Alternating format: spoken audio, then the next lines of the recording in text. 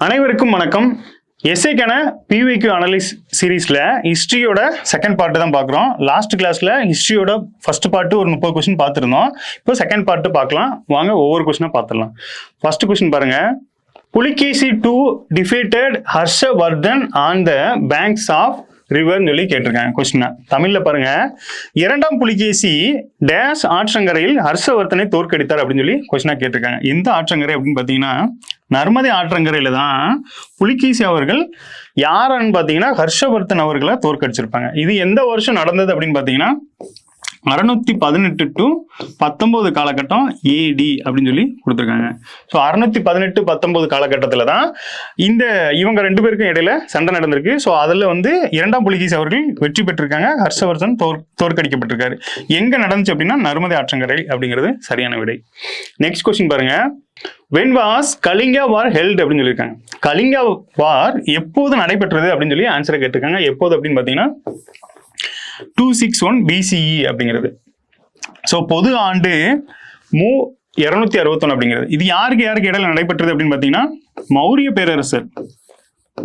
பேரரசர்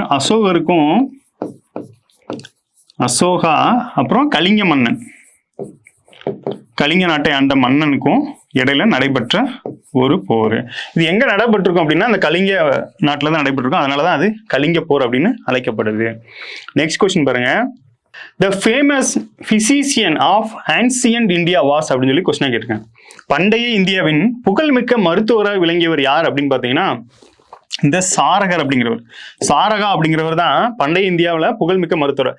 என்ன மருத்துவராக இருந்திருப்பார் அப்படின்னு பார்த்தீங்கன்னா சித்த மருத்துவராக இருந்திருப்பார். சித்த மருத்துவம் ஆயுர்வேதம் சிறந்து விளங்கியிருப்பாரு. ஸோ அவர் தான் இந்த சாரகா அப்படிங்கிறவர். அப்போ இந்த அஸ்வகோஷா யாரு அப்படின்னு பார்த்தீங்கன்னா இவர் ஆன்மீகத்துல சிறந்து விளங்கியிருப்பாரு. அப்புறம் இந்த பசுமித்ரா அப்படிங்கிறவரு 4வது புத்த மாநாடு ஒன்று நடந்திருக்கும். 4வது புத்த மாநாடு கான்ஃபரன்ஸ் ஒன்று நடந்திருக்கும். அதுக்கு தலைமையை ஏற்றிருப்பாரு. இவங்கெல்லாம் யாரு அப்படின்னு பார்த்தீங்கன்னா கனிஷ்கர் காலத்துல உள்ள சிறந்து விளங்கியவர். ஒவ்வொரு துறையிலும் சிறந்து விளங்கியவர். இவர் ஆன்மீகவாதி. இவர் புத்த மத மாநாட்டை தலைமையேற்று நடத்திருக்காரு. இவர் சித்த மருத்துவராக இருந்திருக்காரு. இது போக நம்மளுக்கு மருத்துவம்னு பார்க்கும்போது 2 பேர் இருப்பாங்க. சுஸ்ருதர்னு சொல்லுவாங்க. சுஸ்ருதர் இவர் சிறந்த அறுவை சிகிச்சை நிபுணராக இருப்பார். அறுவை சிகிச்சை நிபுணர் யாரு அப்படின்னு கேட்பாங்க. சிகிச்சை நிபுணர். அடுத்து பாத்தீங்கன்னா தன்வந்திரின்னு ஒருத்தர் இருப்பாரு. தன்வந்திரி இவரும் ஒரு சிறந்த மருத்துவர். ஸோ அதனாலதான் பாத்தீங்கன்னா தன்வந்திரி மருத்துவமனைன்னு சில மருத்துவமனைகளுக்கு பேரே வச்சிருப்பாங்க. ஸோ அதனாலதான் இவங்க பண்டைய காலத்துல மருத்துவராக இருந்தவங்க. இவர் சுசுருதவருங்கிறவர் சர்ஜரியன், அறுவை சிகிச்சையில சிறந்து விளங்கினவர். ஸோ இந்த மாதிரி பெயர்கள்ல இருக்காங்க அப்படிங்கிறத தெரிஞ்சுக்கலாம். நெக்ஸ்ட் பாருங்க. Next question. The title Sagari was assumed by அப்படின்னு சொல்லியிருக்கேன். சாகரி என்ற பெயரை கொண்டவர் யார் அப்படின்னு பார்த்தீங்கன்னா சந்திரகுப்தா 2. இவரோட காலம் தான் பார்த்தீங்கன்னா இந்த குப்தர் காலத்திலே பொற்காலம் அப்படின்னு சொல்லப்படுது. சந்திரகுப்தா 2 இவர் அந்த குப்தர் பேரரசுலேயே ஒரு முக்கியமான ஆளு. அடுத்து பார்த்தீங்கன்னா இந்த சமுத்திரகுப்தர் உங்களுக்கு நல்லா தெரியும். இவர் இந்தியன் நெப்போலியன் அப்படின்னு அழைக்கப்படுறாரு. இந்திய நெப்போலியன் அப்படின்னு அழைக்கப்படுறாரு. அடுத்து பாருங்க. இந்த சந்திரகுப்தா 1 யாரு அப்படின்னு பாத்தீங்கன்னா மகாராஜாதி ராஜா அப்படின்னு அழைக்கப்படுறாரு. மகாராஜாதி ராஜா. அடுத்து பாத்தீங்கன்னா இந்த குமாரகுப்தர் இவரோட ஸ்பெஷல் என்ன அப்படின்னா இந்த நாலந்தா பல்கலைக்கழகத்தை இவர் தான் தொடங்கியிருப்பாரு. நாலந்தா பல்கலை தொடங்கியவர் இந்த குமாரகுப்தர் தான். அடுத்து நெக்ஸ்ட் கொஸ்டின் பாருங்க. The last Maurya king was அப்படின்னு சொல்லி கொஸ்டினா கேட்டிருக்காங்க. மௌரிய பேரரசின் கடைசி அரசர் யாரு அப்படின்னு சொல்லி கேள்வியில கேட்டிருக்காங்க. யாரு அப்படின்னு பாத்தீங்கன்னா இந்த பிராகரதா அப்படிங்கிறவர் தான் இந்த மௌரிய பேரரசோட கடைசி அரசர். அப்போ இந்த புஷ்யமித்திரர் யாரு அப்படின்னு பாத்தீங்கன்னா புஷ்யமித்திரர் இந்த அஸ்வகோஷ அப்படிங்கிற ஒரு யாகத்தை நடத்திருப்பாங்க. அஸ்வகோஷ யாகத்துல இவரும் பண்ணியிருப்பாரு. அஸ்வகோஷ யாகம். அடுத்து இந்த தசரதா அப்படிங்கிறது இந்த புராண கதைகள்ல ராமனோட தந்தையா சொல்லப்படுறவர். ராமன் தந்தை. ஸோ இதுதான் இந்த தசரதா அப்படிங்கிறது. மௌரிய பேரரசின் அரசர் யாருன்னு, கடைசி அரசர் யாரு அப்படின்னு பாத்தீங்கன்னா இந்த பிராகிருதா அப்படிங்கிறது. நெக்ஸ்ட் கொஸ்டின் பாருங்க. Who was now as Lakh Baksha அப்படின்னு சொல்லி கொஸ்டினா கேட்டிருக்காங்க. லாக் பாக்ஸா என அழைக்கப்படுவர் யாரு அப்படின்னு பாத்தீங்கன்னா இந்த குத்புதீன் ஐபக் தான். இந்த குத்புதீன் ஐபக் யாரு அப்படின்னு பாத்தீங்கன்னா இவர் தான் இல்துமிஸ், அந்த இல்துமிஸ்ல அதாவது குதுப் மினாரை வந்து கட்டி ஸ்டார்ட் பண்ணியிருப்பாரு. குதுப் மினாரை கட்டி முடிச்சவர் யார் அப்படின்னு பாத்தீங்கன்னா இந்த இல்துமிஸ். குதுப் மினாரை கட்டி முடித்தவர். இப்படியே கேட்பாங்க, யார் ஆரம்பிச்சா யார் கட்டி முடிச்சாங்க அப்படின்னு. குதுப் மினார் கட்டி முடித்தவர் யாரு அப்படின்னு பாத்தீங்கன்னா இந்த இல்துமிஸ். பால்பன் யாரு அப்படின்னு பாத்தீங்கன்னா இந்த 40 இன்மர்னு ஒரு குழு இருக்கும். இந்த டெல்லி சுல்தான்கள்ல பாத்தீங்கன்னா 40 இன்மர் அப்படின்னு ஒரு குழு இருக்கும். அந்த குழுவை ஒழிச்சவர் யாரு அப்படின்னு பாத்தீங்கன்னா இந்த பால்பன் தான். 40 இன்மர் குழு ஒழிப்பு யாரால அப்படின்னு பாத்தீங்கன்னா இந்த பால்பனால தான். ரஷ்யா அப்படிங்கிறவங்க யாரு அப்படின்னா இந்த டெல்லி சுல்தான்கள்ல முதல் பெண் அரசி. இவங்க 4 ஆண்டுகள் குறைந்த காலகட்டம் தான் வந்து அரசியா இருப்பாங்க. ஆனா முதல் அரச பெண்மணி அப்படிங்கிற பட்டத்தை பெறுறாங்க. நெக்ஸ்ட் கொஸ்டின் பாருங்க. The capital of மகதா வாஸ் அப்படின்னு சொல்லி கொஸ்டின் கேட்டிருக்காங்க. மகதத்தின் தலைநகரம் எது அப்படின்னு சொல்லி கேட்டிருக்காங்க. எது அப்படின்னு பாத்தீங்கன்னா ராஜகிருகம் அப்படிங்கிறது. ராஜகிருகா அப்படிங்கிறது தான் மகதத்தோட தலைநகரா இருந்திருக்கு, அதாவது ஹெட் குவார்டர்ஸா இருந்திருக்கு. Capital or headquarters. அப்ப இந்த உஜ்ஜயினி என்னது அப்படின்னு பாத்தீங்கன்னா இதுவும் ஒரு வரலாற்று சின்னம் தான். எங்க இருக்கு அப்படின்னு பாத்தீங்கன்னா மத்திய பிரதேசல இருக்கு. இந்த உஜ்ஜயினி வந்து மத்திய பிரதேசல இருக்கு. அடுத்து பாத்தீங்கன்னா இந்த கோசாலா, ஹவும்பி இதெல்லாம் எங்க இருக்கு அப்படின்னு பாத்தீங்கன்னா உத்தரப்பிரதேசல இருக்கு.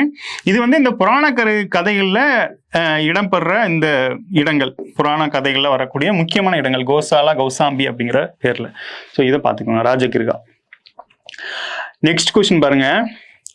The French Revolution year எப்பன்னு கேட்டிருக்காங்க. அதாவது பிரெஞ்சு ரிவல்யூஷன், பிரெஞ்சு புரட்சி எப்போது நடைபெற்றது அப்படிங்கிற மாதிரி கொஸ்டின் கேட்டிருக்காங்க. நமக்கு நல்லா தெரியும் 1789 அப்படிங்கிறது. இது ஸ்கூல் புக்லேயே பார்த்தீங்க அப்படின்னா பாலிட்டிலையும் கொடுத்துருப்பாங்க, ஹிஸ்ட்ரிலையும் கொடுத்துருப்பாங்க. இது வேர்ல்டு ஹிஸ்ட்ரி. ஸோ 1789ங்கிறது பிரெஞ்சு ரெவல்யூஷன். நெக்ஸ்ட் கொஸ்டின் பாருங்க. The Kohinoor diamond was taken away by அப்படின்னு சொல்லி கேட்டிருக்காங்க. தமிழ்ல பாருங்க, கோஹினூர் வைரத்தை எடுத்து சென்றவர் யார் அப்படின்னு சொல்லி கேட்டிருக்காங்க.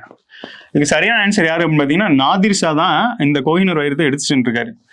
அப்போ இந்த கோஹினூர் வைரம் யார் கண்ட்ரோல்ல இருந்திருக்கும் அப்படின்னு பாத்தீங்கன்னா முகமது ஷான்னு ஒருத்தர் இருப்பாரு.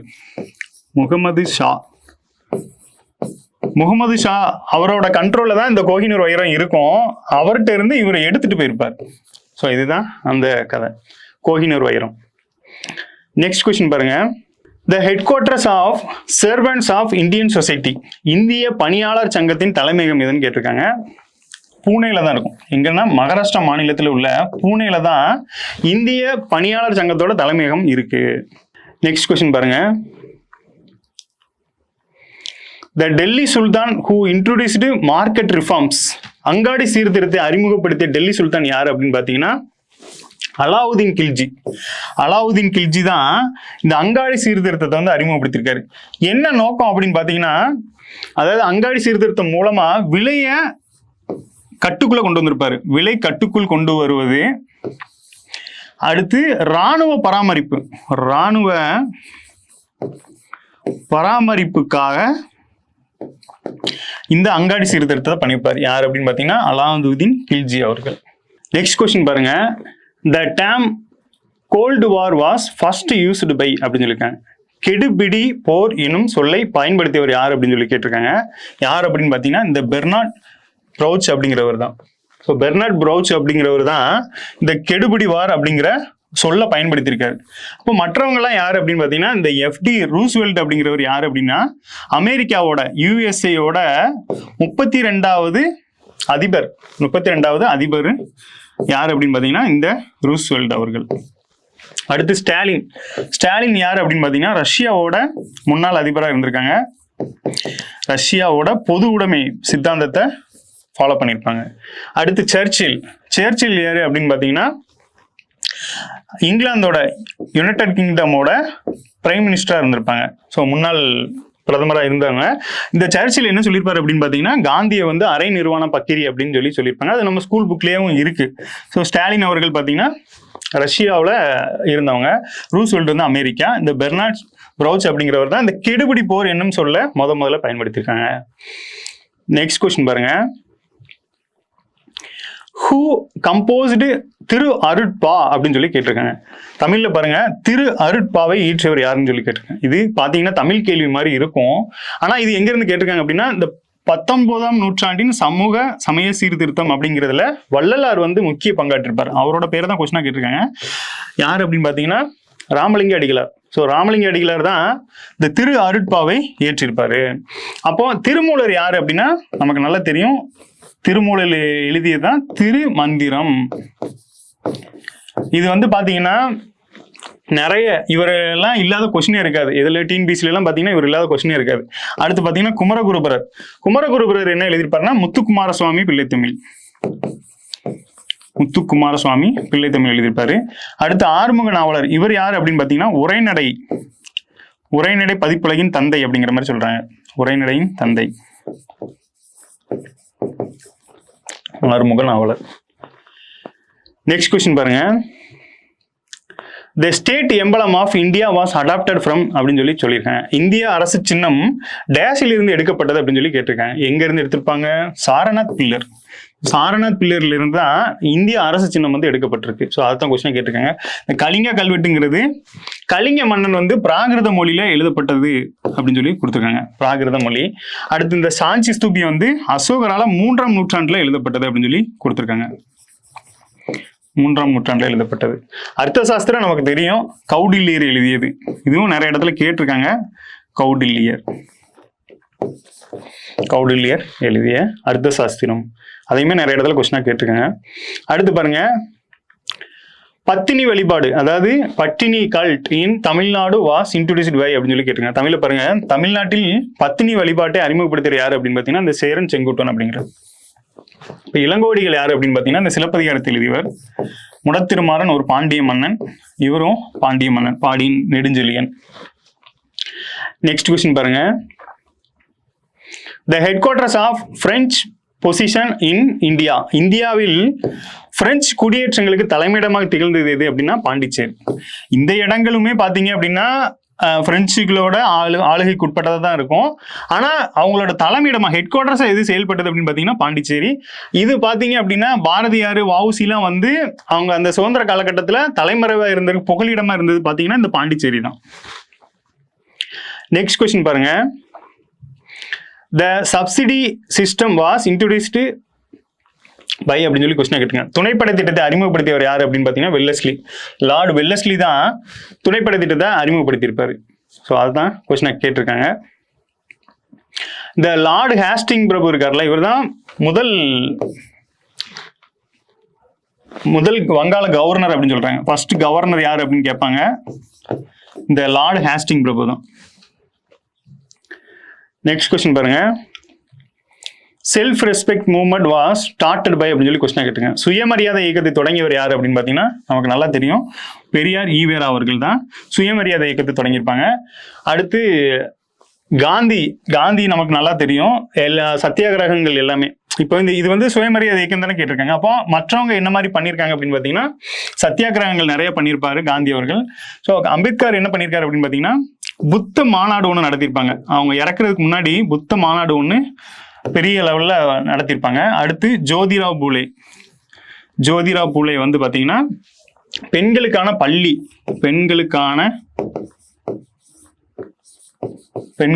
முதல் பள்ளி. அப்புறம் வந்து ஒரு நூல் எழுதியிருப்பாங்க, குலாம் கிரி அப்படிங்கிற நூல். ஸோ இது ரெண்டும் இந்த ஜோதிராவ் பூலே அவர்கள் பண்ணியிருப்பாங்க. நெக்ஸ்ட் கொஸ்டின் பாருங்க. In which year vernacular press act was past அப்படின்னு சொல்லியிருக்காங்க. நாட்டு மொழி செய்தித்தாள் சட்டம் கொண்டு வரப்பட்ட ஆண்டு எதுன்னு கேட்டிருக்காங்க. 1878 தான். ஸோ இந்த சட்டத்தின் படி தான் பாத்தீங்கன்னா நியூஸ் பேப்பர் எல்லாமே அதுக்கப்புறம் வர ஆரம்பிச்சிருக்கோம். மெயினா நம்ம ஹிந்து வந்து அந்த காலகட்டத்தில் உருவான ஒண்ணு.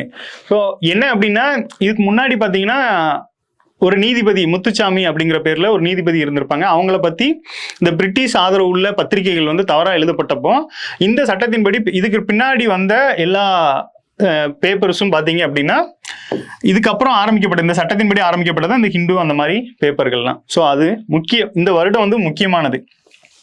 நாட்டு மொழி செய்தித்தாள் சட்டம் கொண்டு வரப்பட்ட ஆண்டு. அடுத்தது பாருங்க, which among the following journal was edited by Mussolini அப்படின்னு சொல்லி கொடுத்துருக்காங்க. முசோலினி வெளியிட்ட பத்திரிகை எது அப்படின்னு கேட்டிருக்காங்க. இந்த அவந்தி அப்படிங்கிற பேர்ல தான் முசோலினி அவர்கள் ஒரு பத்திரிகை வெளியிட்டிருப்பாங்க. அப்புறம் இந்த மெயின் கேம்ப் பாருங்க, இது வந்து ஹிட்லரோட ஒரு முக்கியமான புத்தகம். அடால்ஃப் ஹிட்லர் தெரியும் உங்களுக்கு. அவர் எழுதின ஒரு புத்தகம், அவரோட புக்கு தான் இந்த மெயின் கேம்ப் அப்படிங்கிறது. ரெண்டையும் நோட் பண்ணிக்கோங்க. அவந்தி அப்படிங்கிறது முசோலினியோட வெளியிட்ட பத்திரிகை. இந்த மெயின் கேம்ப் அப்படிங்கிறது அடால்ஃப் ஹிட்லரோட புக்ஸ். நன்றி, மீண்டும் அடுத்த வீடியோவில் சந்திப்போம். சுரேஷ் IAS அகாடமி, வெற்றியின் முகவர்.